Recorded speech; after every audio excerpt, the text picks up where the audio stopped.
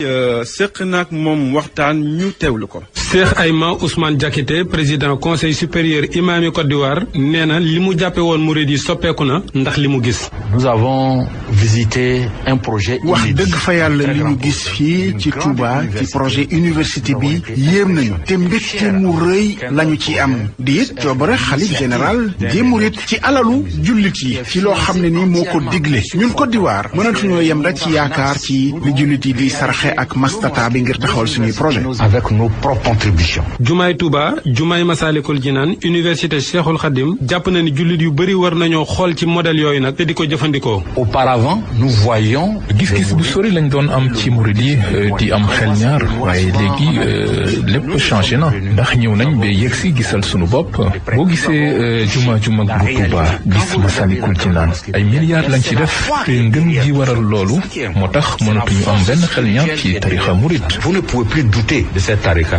looloo tax mu ni projet bi xalif général des mourides am ca Yamoussoukro ca Côte d'Ivoire ñu fas fa yéene jàngale te mu dénk ko Serigne Modou Kara Mbacké mu Serigne Moustapha Bassirou wanati na leen aw yoon. le projet l'initiative de xalif. projet bii xalif général des mourides yëkkati bëgg koo taxawal fii ci Côte d'Ivoire ñun de yéem nañu mosu fee am li ñu tàmmoon kay mooy dem di lijjanti ji ay financement di taqale pour tabaxal l'islam waaye nit jóg yëkkati alalam ne lii laa defal l'islam pour jàppale leen ko fii ci Côte d'Ivoire musul am mbégte mi ngi ci am nag moom foo ko natt rek weesu na ko communauté mouride moom ci Côte d'Ivoire waxatuñu dara. à part entière. Cheikh Ayma Ousmane Diakité kuréel gi mu jiite lu ëpp juróom-ñetti junniy jumaa ngi ci ak lu ëpp ñaar fukki junniy imam.